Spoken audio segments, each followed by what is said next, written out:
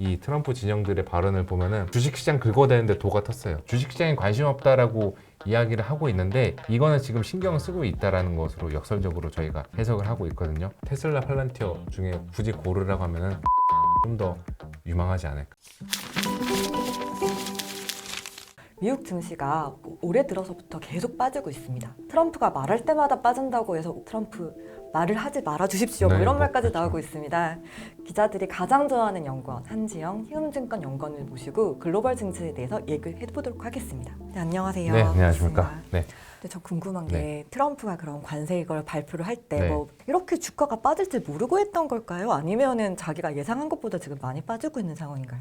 이거는 트럼프 진영 내에서도 이미 알고는 있는 것 같아요. 근데 알면서도 일단은 좀 본인들의 목적 달성을 위해서 다른 국가들에게서 원하는 것을 얻어내거나 혹은 일각에서 제기하는 것처럼 미국 금리를 낮추기 위해서 이런 뭐 여러 가지 목적들을 위해서 조금 모르는 채 하고 있는 그런 거인 것 같습니다. 제가 모른 채라고 말씀을 드리는 게 그 최근에 뭐 뉴스나 뭐 지난 2달 동안의 뉴스 같은 것들 뭐 트럼프나 혹은 스카페센트 이 트럼프 진영들의 발언을 보면은 주식시장 긁어대는데 도가 텄어요. 어떤 이야기야? 나 지금 주식시장 쳐다보고 있지 않는다. 야, 그리고 주식시장 조정 자연스러운 거 아니냐? 트럼프 풋 기대하지 말라. 뭐 이런 식으로 이야기를 했는데 어떻게 보면 다들 뭐 주식시장에 우리 관심 없다.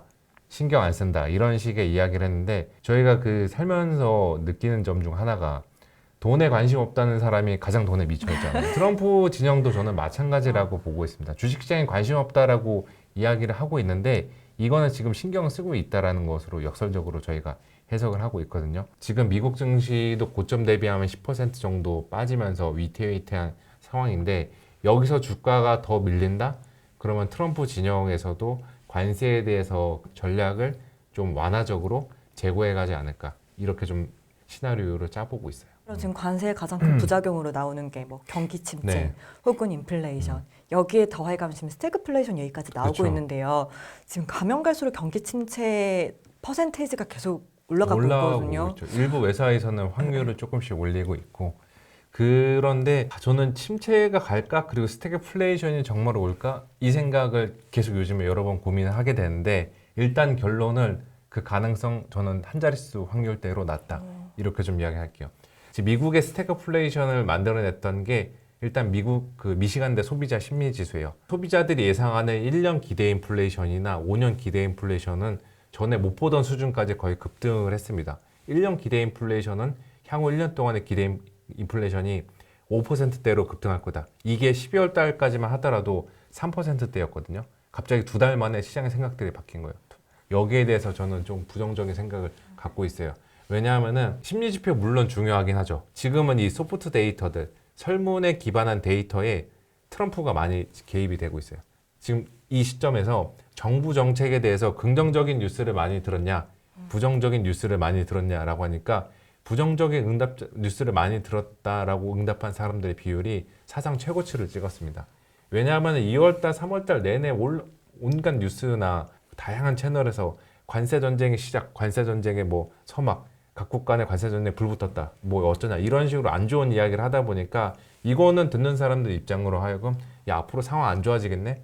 그럼 난 부정적으로 답변을 해야지 이렇게 찍어버리게 만드는 결과를 초래했다. 그게 지금 미국의 스태그플레이션 우려를 만들어내는데 만약에 제가 아까 말씀드렸던 대로 실제 관세 부과하는 수위가 그렇게 세지 않으면은 소비자들도 생각들을 얼마든지 반전시킬 수 있다라는 거죠.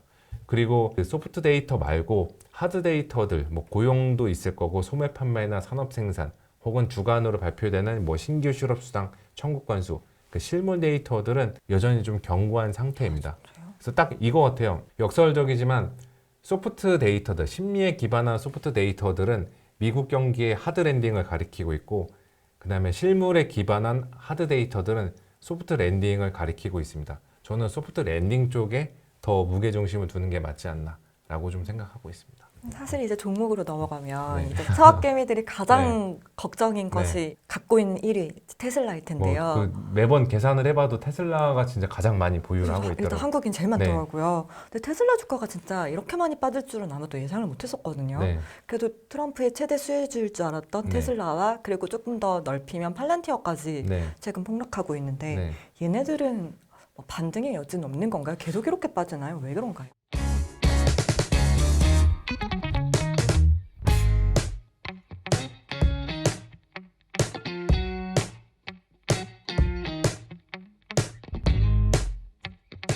이게 어떻게 보면 트럼프 트레이드의 이제 그 폐해 부작용이라고 할 수 있죠. 트럼프 트레이드 한창 불었을 때 테슬라 뭐 500슬라 1000슬라 간다, 팔란티어도 뭐 계속 날아간다라고 했는데 거의 2달 만에 다 종료가 됐잖아요. 우리가 트레이드라고 불리는 단어에서 좀 이미 어느 정도 알고 있지 않았나, 그들의 운명은. 트레이드는 좀 짧은 감이 있는 거고, 만약에 테슬라나 팔란티어가 계속 주가가 가려면은 시장에서도 이 전략을 트럼프 트레이드가 아니라 트럼프 스트래티지라고 불렀어야 됐죠. 근데 트레이드라고 부른 것도 역시나 단기적으로만 해먹을 만한 재료다. 테슬라 같은 경우도 지금 전기차 쪽 앞으로 계속 수요는 그렇게 썩 훌륭하지는 않잖아요. 그리고 머스크라는 오너 리스크도 정말로 뭐 유럽 쪽이나 비미국 지역들에서 작용하고 있으니까 이게 주가에 좀 고스란히 반영이 되어 있다라고 보시면 될 것 같고요. 그래도 뭐 저 같은 경우는 200달러대 이 선이면은 매수는 정말 충분히 고려해 볼 만한 레벨이다. 이 정도는 이미 받아야 조정을 많이 받은 팔란티어도 저는 마찬가지라고 생각하고 있어요. 팔란티어 주가가 꼭지 찍고서 꺾이기 시작했던 시점이 제 아는 한에서는 그 2월 달에 국방부에서 뭐 예산 지출 줄인다고 정부를 고객으로 삼고 있는 팔란티어도 앞으로는 성장하기 어렵겠다, 이런 논리가 개입이 되면서 주가가 계속 흘러내렸는데, 미국이 과연 국방비 지출을 줄일까? 저는 뭐 결코 그럴 확률 높진 않다라고 보고 있어요. 저는 뭐 이 팔란티어는 테슬라 팔란티어 중에 굳이 고르라고 하면은 저는 팔란티어가 좀 더 유망하지 않을까, 이렇게 보고 있습니다. 앞으로는 AI 그 칩을 이용해서 돈을 버는 소프트웨어들이 이전과는 다르게 더 시장에서도 각광을 받을 것으로 보고 있거든요. 사실 뭐 트럼프 때문에 올라갔던 애들뿐만 아니라 M7이 거의 다 하락했거든요. 그렇죠. 앞으로는 매그니피센트 7이라는 용어는 안 쓸 것 같아요. 이제 4어가 되는. 네, 대신에 다른 용어가 빅테크 내에서 생기겠죠. 아, 빅테크 네, 내에서요? 미국 뭐 주요 아이비들이 특정 용어 유행어 만들어내면은 그게 밈처럼 변지는데, 아직까지 뭐 그 밈이 어떤 거 될지는 저희가 좀 지켜봐야 될 것 같고, 그래도 저는 AI라는 이 거대한 투자 트렌드, 투자 사이클, 이거는 훼손되지 않았기 때문에 향후에 뭐 제2의 매그니피센트 내에는 AI 애들은 다분히 껴있을 거다라고 보고 있고, 이번에는 뭐 엔비디아 같은 이런 애들보다는 소프트웨어들이 더 많이 들어가지 않을까, 이 생각을 해보고 있습니다.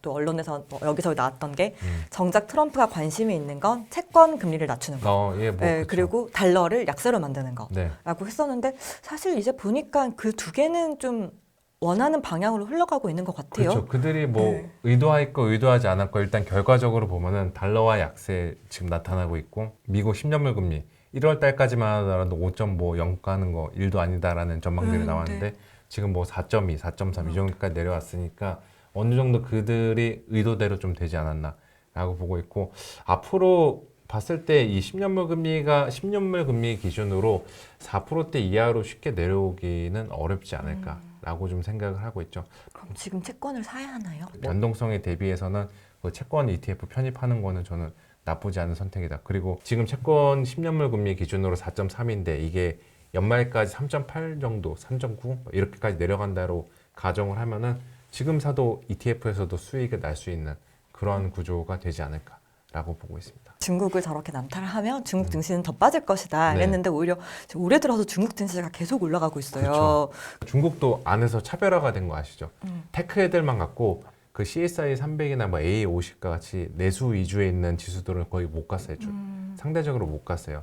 저는 이제 항생 같은 경우도 단기간에 지금 많이 오른 오버슈팅 된 측면이 있는 만큼 이제는 중국 내수 회복 쪽 소비주들이 많이 포함된 뭐 CSI 300 같은 A50 이런 주식들 한 번 더 열심히 보는 게 낫지 않을까라고 보고 있습니다. 중국 내수가 지금 다 괜찮은 편인 거죠, 현재로? 아니 괜찮다라기보다는 더 나빠질 건 그건 없고 이제 다 좋아지는 바닥이다. 단계에 돌입하니까 이제 주식 시장은 좀 선반영하는 특성이 있다는 점을 감안했을 때 이제부터는 좀 사도 되지 않냐. 그게 지금 뭐 일부 의견들도 계속 나오고 있습니다. 근데 아까 말씀하신 것처럼 진짜 유럽 증시가 이렇게 다시 살아날 줄을 몰랐어요. 네. 거기도 방산주가 다 끌어올렸죠. 아. 라인메탈이 사실상의 지금 그 올해 이후로 거의 주가가 2배 이상 뛰었는데 시가총액 거의 최상위 종목이 걔네들이 다 끌어올렸다라고 보시면 될 것 같고, 유럽도 지금 방산주들 빼고는 지수 자체는 별로 그렇게 썩 좋지는 않아 보입니다.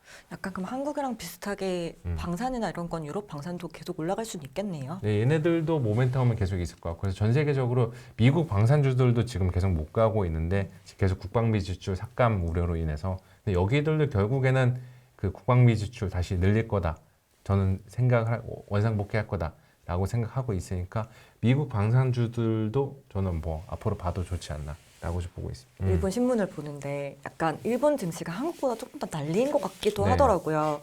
정작 거기는 이제 우리의 반도체 같은 게 거긴 자동차고 네, 토요타가 그쵸. 가장 큰 피해를 볼 것으로 예상도 네. 되고 왜 이렇게 일본 증시 일단 많이 빠지는 걸로 보이시나요? 관세 영향도 있긴 있는 것 같은데 여기는 또 그거죠. 이제 트럼프한테는 우방 국가에서 생각보다 관세는 많이 두들겨 맞지는 않을 것 같아요. 아 진짜요? 지난 뭐 1, 2년 동안에 랠리했던 거 여기에 따른 부담들이 계속 발생하고 있었던 가운데 엔화 같은 경우도 지금 계속 강세로 가려고 하는 흐름들이 관측이 되고 있잖아요. 일본 지금 3월 달에 발표된 물가 데이터 같은 경우 봐도 이거는 물가가 계속 올라간다라는 쪽들로 방향을 가리키고 있고 이거는 BOJ 일본 중앙은행들로 하여금 금리 인상 기조를 유지하게 만드는 결과를 계속 초래할 것 같습니다. BOJ가 금리 인상을 하게 되면은 엔화는 자연스럽게 강세로 가게 되고 엔화 강세는 일본 수출 기업들한테는 그렇게 좋지는 않죠. 환율이 올라가면 일본 증시 올라가고 환율이 내려가면 일본 증시 내려가고 이러한 구조인데 지금 일본은 엔화 강세라는 점진적인 엔화 강세 기조라는 부담감들을 계속 안고 있으니까 이게 주가가 지금 연초 이후로 계속 좀 취약하지 않나라고 좀 보고 있습니다.